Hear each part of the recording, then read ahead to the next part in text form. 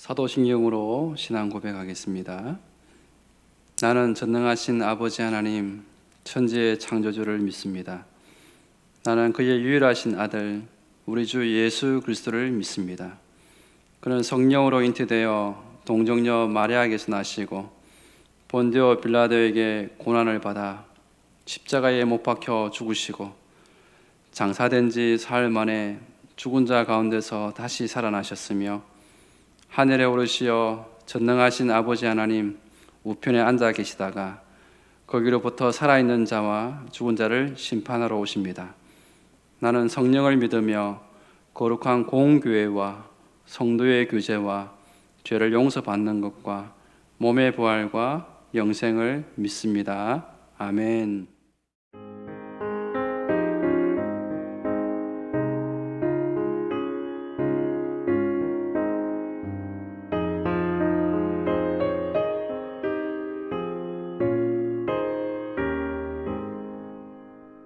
시온의 영광이 빛나는 아침 어둡더니 땅이 밝아오네 슬픔과 애통이 기쁨이 되니 시온의 영광이 시온의 영광이 빛나는 아침 매였던 종들이 돌아오네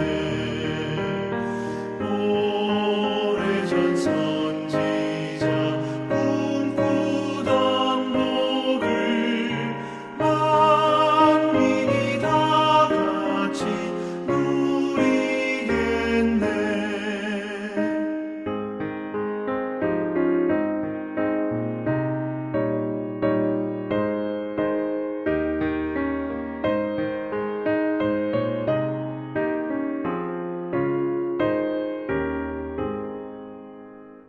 보아라 광야에 화초가 피고 말랐던 시냇물을 흘러오네 이 산과 저 산이 마주쳐 울려 주 예수 은총을 찬송하네 땅들아 바다야 많은 섬들아 찬양을 주님께 드리어라 싸움과 죄악이 가득한 땅에 찬송이 하늘에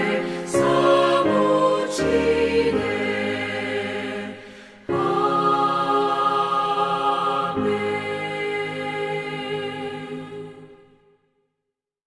오늘 함께 나눌 하나님의 말씀은 누가복음 1장 1절에서 17절까지 말씀입니다. 누가복음 1장 1절에서 17절까지 말씀입니다. 다 함께 읽겠습니다. 우리 중에 이루어진 사실에 대하여 처음부터 목격자와 말씀에 일꾼된 자들이 전하여 준 그대로 내력을 저술하려고 붓을 든 사람이 많은지라 그 모든 일을 근원부터 자세히 미루어 살핀 나도 데오빌로 각하에게 차례대로 써 보내는 것이 좋은 줄 알았노니 이는 각하가 알고 있는 바를 더 확실하게 하려 함이로라. 유대왕 헤롯 때에 아비야 반열에 제사장 한 사람이 있었으니 이름은 사가랴요 그의 아내는 아론의 자손이니 이름은 엘리사벳이라. 이 두 사람이 하나님 앞에 의인이니 주의 모든 계명과 규례대로 흠이 없이 행하더라. 엘리사벳이 잉태를 못함으로 그들에게 자식이 없고 두 사람의 나이가 많더라. 마침 사가랴가 그 반열의 차례대로 하나님 앞에서 제사장의 직무를 행할새 제사장의 전례를 따라 제비를 뽑아 주의 성전에 들어가 분향하고 모든 백성은 그 분향하는 시간에 밖에서 기도하더니 주의 사자가 그에게 나타나 향단 우편에 선지라. 사가랴가 보고 놀라며 무서워하니 천사가 그에게 이르되 사가랴여 무서워하지 말라. 너의 간구함이 들린지라. 내 아내 엘리사벳이 내게 아들을 낳아 주리니 그 이름을 요한이라 하라. 너도 기뻐하고 즐거워할 것이요 많은 사람도 그의 태어남을 기뻐하리니 이는 그가 주 앞에 큰 자가 되며 포도주나 독한 술을 마시지 아니하며 모태로부터 성령의 충만함을 받아 이스라엘 자손을 주 곧 그들의 하나님께로 많이 돌아오게 하겠습니다.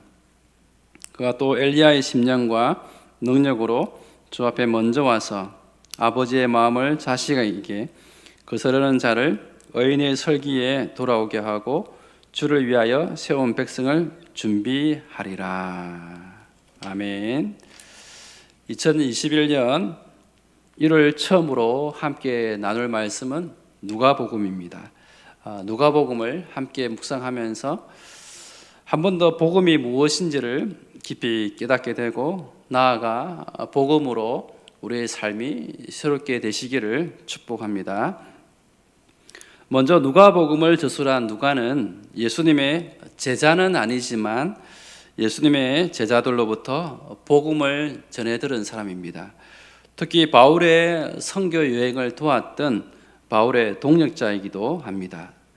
그래서 누가복음은 다른 복음서와는 달리 예수님께 직접 들은 말씀을 기록한 것이 아니라 예수님의 제자들로부터 들었던 복음과 그리고 여러 가지 역사적인 자료들을 수집 또는 연구를 통해서 집필한 책입니다.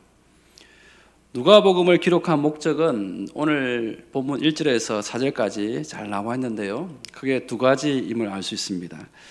첫 번째는 복음의 역사적 사실을 알려주는데 그 목적이 있습니다. 1절부터 보시면 우리 중에 이루어진 사실에 대하여 처음부터 목격자와 말씀에 일꾼된 자들이 전하여 준 그대로 내력을 저술하려고 붓을 든 사람이 많은지라. 당시 예수님의 제자들과 복음의 열정이 있었던 자들 중에서는 예수님의 생애와 사역과 가르침에 대한 상세한 이야기를 기록할 필요성을 느끼고 붓을 든 사람들이 많았다는 것이죠. 그 중에 한 사람이 바로 누가 자신임을 소개를 하고 있습니다. 3절을 보시면 그 모든 일을 근원부터 자세히 미루어 살핀 나도 데오빌로 각하에게 차례대로 써 보낸 것이 좋은 줄 알았노니, 여기서 자세히 미루어 살핀 그리고 차례대로라는 표현에서 알 수 있듯이 누가는 목격자들이 전해준 역사 자료를 면밀히 검토하고 자료를 정확하게 수집하고 조사한 다음에 차례대로 기록했음을 밝힙니다. 그래서 누가복음을 기록한 가장 첫 번째 목적은 복음의 역사성을 전하는 것입니다. 예수님의 탄생과 사역과 가르침과 십자가의 죽음과 부활이 꾸며낸 이야기가 아니라 역사적 사실에 근거한 것임을 밝히는 것입니다. 그렇게 여러분, 이 복음이란 것은 꾸며낸 신화나 미신이 아닌 것이죠. 두 번째는 이방인을 대상으로 복음을 전하기 위한 목적입니다. 그래서 누가는 이렇게 기록한 이야기를 이방인 데오빌로 각하에게 써 보낸다라고 밝히고 있습니다. 여기서 데오빌로는 하나님을 사랑하는 자라는 뜻인데, 이방인 데오빌로는 총독이거나 고위 공직자입니다. 그런데 그는 복음의 호의적인 사람이었습니다. 그래서 누가가 이 책을 통해서 복음을 바르게 그리고 자세하게 알리기 위해서 이 책을 쓴 것이죠. 동시에 누가복음은 데오빌로 각하처럼 이방인들 가운데 복음의 호의적인 사람들에게 복음의 역사적 사실을 근거해서 잘 믿을 수 있도록 하기 위한 목적으로 기록한 책입니다. 4절을 보시면 이는 각하가 알고 있는 바를 더 확실하게 하려 함이로다. 복음에 대해서 들었던 것을 더 확실하게 또 견고하게 하기 위해서 이 누가복음을 기록했다는 것이죠. 여러분 그렇습니다. 바른 신앙이란 어떤 추측이나 느낌이나 감정에 근거한 것이 아니라 바른 지식적 복음의 역사적 사실에 근거해서 믿을 때 바른 신앙이 될 수 있고 또한 견고한 신앙이 될 수 있습니다. 왜 많은 사람들이 자기 중심적인 신앙생활을 하는가? 그리고 어떤 문제가 닥쳤을 때 쉽게 흔들려 버리는가? 그리고 이단들의 공격에 의해서 쉽게 흔들려 버리는가? 그 이유가 무엇인가? 그 이유 중에 한 가지가 바로 바른 복음에 대한 지식이 부족하기 때문이라는 것입니다. 그렇기 때문에 우리의 신앙이 흔들리지 않고 견고해지기 위해서는 복음에 대한 바른 지식이 필요한 것이죠. 그뿐만 아니라 말씀을 연구하고 묵상하는 시간을 통해서 우리의 신앙은 더욱더 견고해질 수 있다는 것입니다. 이어서 누가복음을 여는 첫 번째 이야기인데요. 어떤 이야기로 시작하는가 하면 불임으로 고통을 겪고 있는 한 제사장 가정에 천사로부터 생명의 태가 열릴 것이라는 희망의 소식이 전해지는 이야기로 시작이 되고 있습니다. 그럼 그들은 누구인가? 제사장 사가랴와 그의 아내 엘리사벳입니다. 이 두 사람은 어떤 사람인가? 6절에 이 두 사람이 하나님 앞에 의인이니 주의 모든 계명과 규례대로 흠이 없이 행하더라. 이 두 사람은 하나님 앞에 의인입니다. 의인이란 말은 경건한 신앙이라는 것입니다. 그리고 그들의 삶 역시도 모든 계명과 규례를 철저히 지키는 사람이라는 것이죠. 여기서 우리는 하나님의 역사의 통로로 누구를 사용하시는지를 알 수 있게 됩니다. 하나님은 어떤 사람을 사용하시는가? 경건한 사람을 사용하십니다. 여러분, 예수님께서 태어나실 때는 시대적으로 영적으로 가장 암울하고 혼탁한 시대였습니다. 그런 시대 속에서 여전히 하나님 앞에 경건하게 살았던 사람들이 있었는데 바로 하나님은 그런 자를 하나님의 역사의 통로로 사용하시는 것을 우리 보게 됩니다. 마찬가지입니다. 저와 여러분들 또한 우리 시대가 아무리 어둡고 혼탁할지라도 하나님 앞에 경건하게 살아감으로 하나님 앞에 쓰임받는 일꾼들이 되시기를 축복합니다. 자, 그런데 이들에게 한 가지 풀리지 않는 목마름이 있었다는 것이죠. 무엇입니까? 7절에 엘리사벳이 잉태를 못함으로 그들에게 자식이 없고 두 사람의 나이가 많더라. 이들 부부에게는 자식이 한 명도 없었습니다. 그런데 이 두 사람은 나이가 많았습니다. 그렇기 때문에 앞으로도 자식을 가질 수 있는 희망은 전혀 없다는 것이죠. 그래서 사가랴는 기업을 물려줄 자식이 없어서 늘 마음이 답답했고 또 아내 엘리사벳은 불임 여성이라는 타이틀 때문에 늘 수치스러움을 가지고 살아야 했던 것입니다. 이 가정에는 이런 목마름이 있었다는 것이죠. 그러던 어느 날 기쁜 소식이 들려옵니다. 사가랴가 제사장 직무를 감당해야 될 차례가 되어서 분향을 하다가 천사를 만나게 됩니다. 그때 사가랴는 그 천사를 보고 놀라고 무서워했습니다. 그때 천사가 이렇게 말하죠. 13절에 천사가 그에게 이르되 사가랴여 무서워하지 말라. 너의 간구함이 들린지라. 내 아내 엘리사벳이 내게 아들을 낳아주리니 그 이름을 요한이라 하라. 하나님은 천사를 통해서 사가랴의 아내인 엘리사벳이 아들을 낳게 될 것이고 그리고 그 이름을 요한이라고 지으라고까지 알려줍니다. 여러분, 어떻게 이런 불가능한 일이 가능하게 되었습니까? 가능하게 됩니까? 바로 너의 간구함이 들린지라. 너의 간구함이 들린지라. 이 사가랴 부부는 늘 하나님 앞에 이 문제를 두고 기도했다는 것이죠. 그러던 어느 날 드디어 하나님은 이 부부의 기도를 들으신 것입니다. 여러분, 하나님은 어떤 분이십니까? 우리의 기도를 들으시는 분이십니다. 단지 내가 생각하는 타이밍과 다를 뿐이라는 것이죠. 그렇기 때문에 비록 응답이 더딜지라도 변함없이 기도해 보시기 바랍니다. 그러면 반드시 하나님의 때에 응답해 주실 줄 믿습니다. 자, 그런데 하나님이 이 아들이 어떤 자가 될 것이라고 말씀을 하십니까? 14절을 보시면 너뿐만 아니라 많은 사람을 그의 태어남을 기뻐하게 될 것이라 이렇게 말씀을 하십니다. 그리고 15절을 보시면 요한은 주 앞에서 큰 자가 되고 나실인이 되어 이스라엘 자손들을 하나님께로 돌아오게 하는 삶을 살게 될 것이라고 말씀을 하십니다. 그뿐만 아니라 17절에서는 그가 또 엘리야의 심령과 능력으로 주 앞에 먼저 와서 아버지의 마음을 자식에게 거스르는 자를 의인의 설기에 돌아오게 하고 주를 위하여 세운 백성을 준비하리라. 요한은 예수님보다 먼저 와서 주님의 사역을 준비하는 사역자가 될 것이라고 말씀을 하십니다.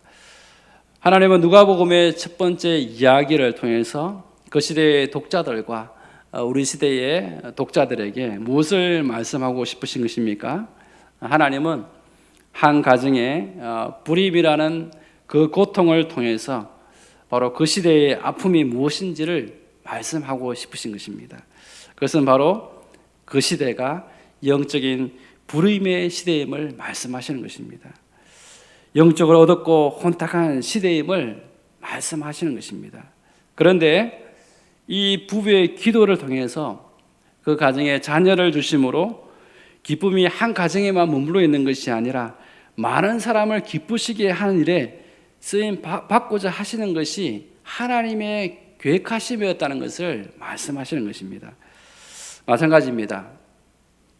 저와 여러분들의 가정의 아픔은요, 곧 우리 시대의 아픔이라는 사실을 여러분 기억하셔야 됩니다. 그뿐만 아니라 하나님은 우리의 기도를 통해서 우리의 가정의 아픔을 치유하실 뿐만 아니라 이 시대의 아픔을 치유하시기를 원하신다는 사실을 우리는 기억을 해야 합니다. 그렇기 때문에 저와 여러분들은 바로 기도의 사람이 되어야 한다는 것이죠. 여러분 2021년 우리 모두가 기도의 사람이 되어서 가정을 치유하고 이 시대를 치유하는 하나님 앞에 쓰임받는 하나님의 사람이 되시기를 축복합니다. 이제 다 함께 기도하도록 하겠습니다. 먼저 오늘 말씀을 기억하면서 기도하실 때 하나님 우리 가정의 목마름을 주께 아뢰입니다. 그러나 우리 가정의 목마름이 나 한 사람의 목마름이 아니라 우리 시대의 목마름임을 우리 시대의 아픔임을 알게 하여 주시옵소서.